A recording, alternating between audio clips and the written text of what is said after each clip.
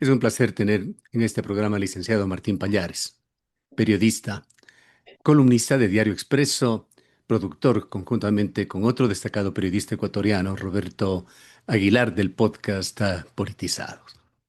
Martín, Ecuador atraviesa una crisis sistémica, pero con características muy particulares. No es una crisis cualquiera de desorden o anarquía, sino aparentemente una transformación institucional agresiva que tiene algunos pilares, entre ellos una fractura de la legitimidad democrática, un estado de excepción como modelo de gestión, una captura de activos estratégicos en el país. Quisiéramos el día de hoy desmenuzar un poco las cosas y conocer en profundidad tu punto de vista. Sí, Gustavo, un gusto estar contigo y con todos ustedes.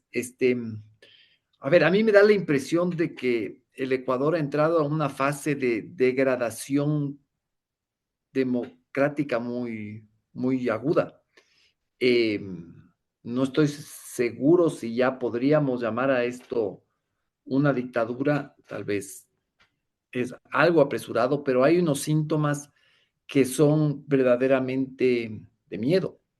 Eh, Uno es la captura de las instituciones del Estado que deberían en un sistema democrático actuar de forma independiente eh, del Ejecutivo, ¿verdad? Entonces ahora tenemos que casi todos los organismos y las instituciones del Estado, sea el judicial, el legislativo, la administración de justicia, el tema ya operativo, eh, este Consejo de Participación Ciudadana y Control Social, que es una anomalía constitucional que la introdujo el correísmo en Montecristi, todos estos organismos están al servicio del Ejecutivo y te puedo mencionar incluso otros. O sea, la Superintendencia de Bancos ya está actuando por intereses políticos del gobierno, la Superintendencia de Compañías también, por ejemplo, está el caso de Diario Expreso cuando que están tratando de intervenir en el manejo del diario. Entonces hay un deterioro tan brutal de aquellos pilares que hacen la democracia que uno perfectamente puede pensar que ya hemos dejado de ser un país democrático. Eh, creo que, creo que no hemos llegado todavía a ese punto, pero yo supongo que hay analistas que serán un poco más pesimistas que yo y que digan que ya estamos en esa fase. Hay, hay, hay síntomas muy feos, por ejemplo, el concurso a fiscal. Eh, el concurso a fiscal, a pesar de todo el escándalo y de todo lo escandaloso que ha sido el proceso, ese concurso sigue en pie. Eh, a pesar de todas las denuncias que se hicieron y que se siguen haciendo, se va a elegir a un fiscal que responda a los intereses del Ejecutivo. Y para eso trabaja el Consejo de Participación Ciudadana y el Consejo de la Judicatura. Eh, entonces, yo sí veo con muchísima preocupación esto. Incluso el gobierno ecuatoriano no parece no importarle el tema de los derechos humanos. Sé que esto suena ya como un poco antipático quejarse de ese tema, pero mira, este caso de los 4 niños de las Malvinas es un ejemplo, ¿no? Se cometió es un caso de desaparición forzada. Eh, en el que las Fuerzas Armadas están involucradas de forma absoluta. Sin embargo, el gobierno no parece que no tuviera sensibilidad ante este caso. Eh, no ha mantenido al ministro de Defensa en su cargo. La Asamblea no ha querido encontrar a un responsable político. Un elemento de la democracia es el check y balance que dicen los gringos, ¿no? Aquí el legislativo no ha encontrado un responsable político. No estoy Y esa diciendo, política institucional y del propio presidente de mantener el mutis por el foro en un tema tan delicado y en el cual Ecuador está tan expuesto. y es un tema, es un tema que hiere el sentido humanista de un país. Yo creo que para el Ecuador, el que no se haya, usemos la palabra, exorcizado este tema, esto es un asunto que el pueblo ecuatoriano, la sociedad ecuatoriana, lo va a cargar como un INRI, ¿no? Yo creo que los países muchas veces llevan un complejo de culpa por lo que ha hecho el Estado, ¿no? Y ese es el caso, el Estado parece que simplemente no quiere mencionar el tema, no quiere hablar del tema. Hoy acabo de ver, la Asamblea Nacional tenía que cumplir una parte de la sentencia de la Corte Constitucional que le obliga a declarar el 8 de diciembre como Día de los Niños Desaparecidos. No sé exactamente qué, y el presidente de la Asamblea hizo una convocatoria por online. Hoy no se reunió la Asamblea Mm. y él encargó la presidencia a su vicepresidenta Michelle Mancheno, creo que se llama, lo cual quiere decir que no hay la más mínima intención de reconocer, de aceptar que se cometieron abusos. Y eso es muy grave, Gustavo. Es parte de esta erosión democrática de la que estamos hablando, que no es solamente institucional, es política también.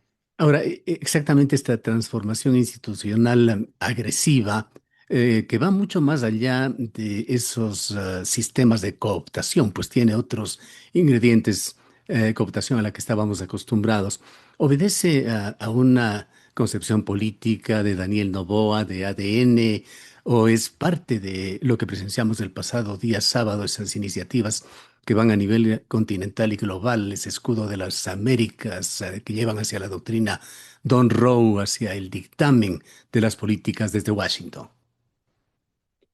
A ver, hay que reconocer que esta región y el Ecuador no es una excepción, está en una encrucijada eh, terrible por el tema del crimen organizado y la violencia. En ese contexto entra esto que yo veo como un canto de sirena de la administración Trump en Washington, de que se van a involucrar en el combate a los carteles. Yo creo que no estaría mal una cooperación internacional y una cooperación con Estados Unidos en este tema. Sin embargo, es evidente que esta iniciativa, la de Washington, es profundamente ideológica. Ahí están los países que han mostrado un alineamiento absoluto con los Estados Unidos. No están los países que más relevancia tienen en el tráfico ilegal, en el tráfico de drogas, ¿no? Que son México y Colombia. Que se Eh, supone es el principal objetivo de ese escudo. se supone que es el principal objetivo. Y hay otra cosa, Gustavo, de la que yo he hablado en algún momento y que a mí me preocupa mucho, que tiene que ver con el contexto internacional, que es que, bien o mal, durante las administraciones anteriores a la de Trump, eh, los Estados Unidos jugaban un rol de una rectoría en ciertos temas que yo creo que son muy importantes y que en América Latina se violentan a menudo. Estoy hablando del tema de derechos humanos y libertades personales y libertades individuales, ¿no? Eh, en las administraciones anteriores, cuando un gobierno, incluso en el caso de Correa, que se las daba de tan antiimperialista y soberano, entre comillas, ¿no? Cuando cometían algún atropello, cuando había algún problema, cuando había algún síntoma de desinstitucionalización, la Embajada de los Estados Unidos hacía saber su preocupación. y hacer saber la preocupación muchas veces enderezaba las cosas. Ahora la administración Trump es una administración que no tiene entre sus prioridades la defensa de los derechos humanos, ni siquiera la defensa de la democracia en estos países. Eh, Finalmente, esos llamados de atención del gobierno de Estados Unidos sí funcionaban, y yo puedo decirte que hasta en mi caso propio, por ejemplo, cuando Correa estaba atacándome más, insultándome más, presionando para que me saquen del diario, etcétera, etcétera, cuando yo trabajaba en el comercio en ese tiempo, durante el gobierno de Correa, la Embajada de los Estados Unidos hizo un llamado de atención. Y el sábado, por decirte esto, ocurrió un martes, y ese sábado Correa estaba furioso, habló pestes de los Estados Unidos, lanzó todo su verborrea antiimperialista, pero dejó de mencionarme y de atacarme y de sacarme fotos en las sabatinas. Entonces, eso ya no existe. Ya actualmente ya no existe esa barrera, ese obstáculo para las violaciones de las libertades y de los derechos fundamentales. Ahora, hay ciertos temas bastante delicados sobre los cuales hemos visto manifestaciones visibles en Ecuador. Y uno de ellos es el tema de cooptación de medios, presiones contra la libertad de prensa, libertad de pensamiento, libertad de expresión. Volvamos al día sábado. Allí un funcionario norteamericano en ese meeting, no sé si decirlo con candidez, ligereza o con descaro, dijo muy claramente que los medios de comunicación, dentro de las políticas que se dictaban para los suscriptores de lo que se firmó el sábado, deben estar en manos de quienes crean en políticas de libre mercado y otros parámetros de la doctrina Don Roe. ¿Qué reflejos tiene esto en Ecuador? A ver, yo creo que estas declaraciones lo que hacen, yo, yo creo que lo que pasa en el Ecuador es incluso más grave de lo que dicen estas declaraciones. Yo creo que hay un contexto internacional donde entra esto que tú mencionas, que hace que estos gobiernos de la región se envalentonen más en su irrespeto a los medios y a los periodistas. Estas últimas agresiones, por ejemplo, a Diario Expreso, yo estoy seguro que una administración anterior a la de Trump le hubiera llamado la atención y hubiera hecho un informe. Capaz, y no nos enterábamos, pero es muy posible que le hubieran hecho conocer a Cancillería o a la presidencia. Eso ya no existe. En Estados Unidos, cosa que hasta hace pocos años era impensable, ya existen unos atropellos a la libertad de prensa que son insospechados. No sé si fue ayer o antes de ayer, en la cadena CBS hubo este famoso, ahorita se me fue el nombre de este famoso presentador cómico, le hizo una entrevista a un representante de Texas, señor Talarico, que es un cristiano republicano, que uno diría que estaría apegado a la administración, pero que él dice que él critica las políticas de Trump. Bueno, esa entrevista, el gobierno de los Estados Unidos logró presionar para que no se lance al aire. La tuvieron que poner en YouTube. En YouTube, ayer la vi, tenía más de 9 millones de vistas. Entonces, si lo de Estados Unidos se convierte en eso, ya la cosa es grave, porque en el contexto internacional, ¿cuáles son las otras referencias? Ya no existe un foro regional que hable de estas cosas, que defienda en estas cosas, ¿no? La Ujú. OEA pudo haber sido, pero ya Estados Unidos, que era el mandamás ahí, ya está en otras cosas. y las otras potencias no son potencias que precisamente estén interesadas en estos temas, ¿no? Ni la Sí. China y mucho peor Rusia. Siguiendo en el Entonces, tema de los medios en Ecuador, ¿qué se sabe por otra parte sobre el universo Martín? De lo que hemos podido indagar, el comprador José Luis Manzano, argentino, es un político de larga data muy relacionado con sectores estratégicos, particularmente minería, litio, tierras raras, etcétera. El administrador o la administradora, entendemos se trata de una dama, Ibs Pardini Maía, aparentemente ciudadana panameña. El fideicomiso está ubicado en Miami, es Dricel Advance Corp, y tiene sus blindajes difíciles de romper para conocer más. Y el monto de la compraventa habría sido 33 millones de dólares. Estos los actores visibles. ¿Qué más hay en esta compraventa del universo? mira, está el cambio de política editorial. Si uno observa lo que sale en Diario del Universo, eh, y si uno compara con la información que sacan, ya sea los medios del Estado o los que han sido adheridos al gobierno, eh, es lo mismo, ¿ya? Eh, incluso se parece a lo que las cuentas troll, estas cuentas en redes sociales que las maneja el gobierno desde una oficina en San Borondón, es más o menos lo mismo. Eh, entonces, yo creo que hay que ponerle un ojo a eso. El cambio de línea editorial del universo ha sido eh, brutal. Yo me temo, Gustavo, que aquí esté operando un esquema muy parecido al que hubo durante el Correato cuando un mexicano guatemalteco, el famoso Fantasma González, compró Diario El Comercio. Eh, lo compró,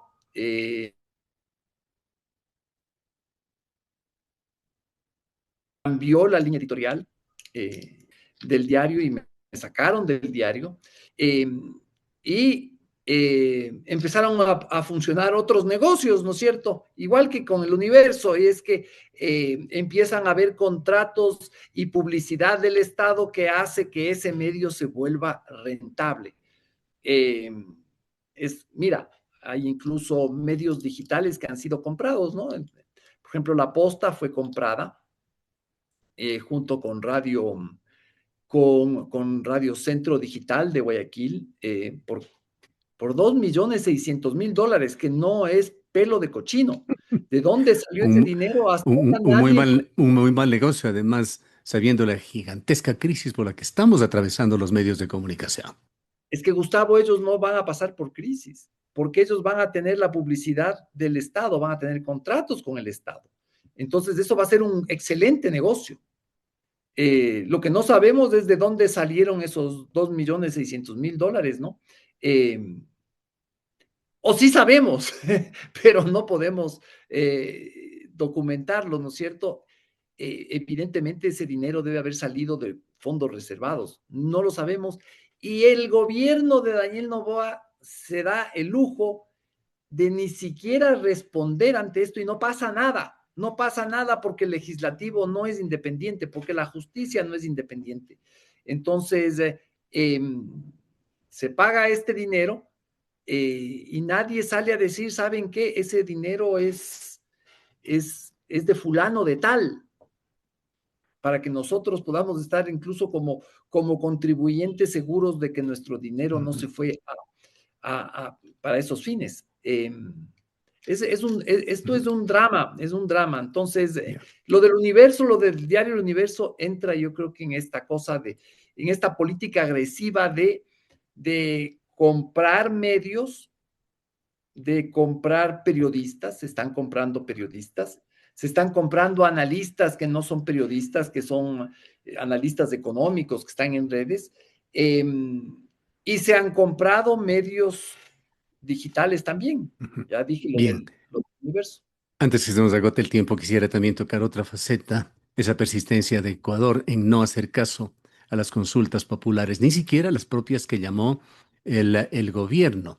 Esa contradicción técnica que va resultando insostenible, pero persistente.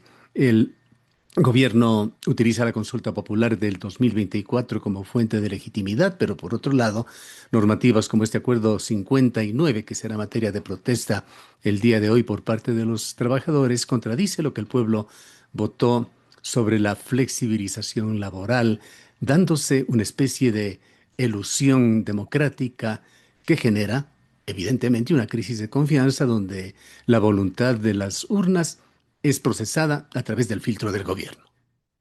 Que Gustavo, eso es un síntoma más del deterioro de la democracia en el Ecuador.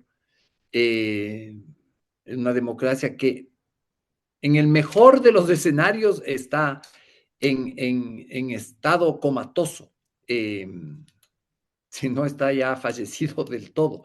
Eh, la democracia sí, ese desconocimiento es muy importante señalar, ¿no? Ese desconocimiento de los pronunciamientos populares en las urnas es un síntoma dictatorial terrible, así como los hay otros, ¿no? Está el caso, por ejemplo, de cómo se ha manejado el tema de Aquiles Álvarez, por ejemplo, del alcalde de Guayaquil, que está siendo juzgado por una cosa que es probable que sea culpable, sí, es probable, ¿no? Eso habrá que probar. Tiene muchas cosas que nos hace pensar que sí son culpables, sí, sí es culpable, pero mientras no haya sido declarado culpable, él no, él no podía ser trasladado a una cárcel como la que fue trasladado.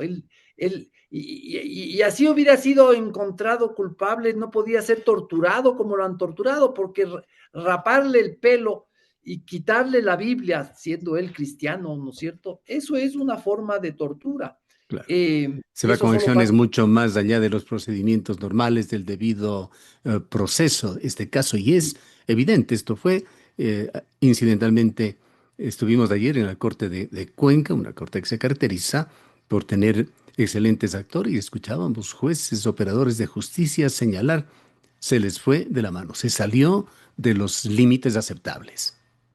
Y ojo, por ejemplo, en este caso yo no es que simpatice con el señor Álvarez incluso Así es. me declaró ciudadano, ¿cómo es que se llama eso? Persona no No grata grata. por Guayaquil, invirtió como 45 minutos de una sesión del municipio de Guayaquil para hablar pestes sobre mí, pero los principios están por encima. Yo creo que se están vulnerando los derechos humanos de este señor que es el alcalde de Guayaquil, que tendrá que responder ante la justicia por lo que ha hecho o no ha hecho, ¿no es cierto? Pero la forma de actuar de él es otro síntoma de que la democracia está profundamente lastimada, si no está lastimada mortalmente, Gustavo. Vayamos ya en la parte final, Martín, a la resistencia social. ¿Qué van a hacer el día de hoy? Los movimientos sociales en las calles tienen posibilidades de hacer mella, de dejar huella en algún sentido, que hacen resistencias locales, que aquí localmente es muy fuerte, pero a nivel nacional no lo sabemos, como la de Cuenca, por tratar de frenar el avance del extractivismo. Bueno, eso yo creo que con el tema del extractivismo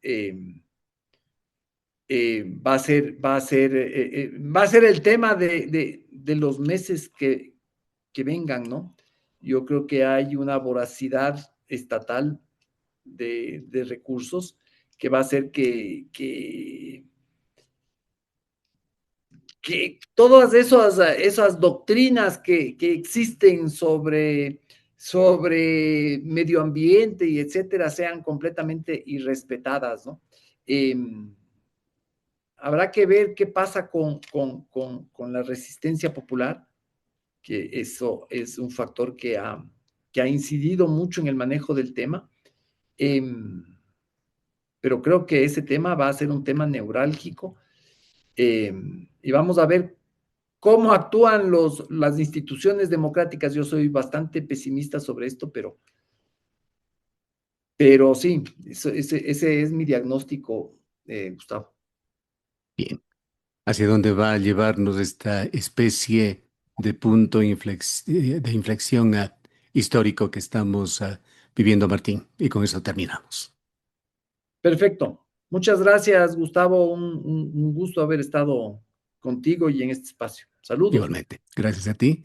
Martín, han escuchado al prestigioso periodista ecuatoriano Martín Pallares, analista, columnista de Expreso y productor del podcast Politizados.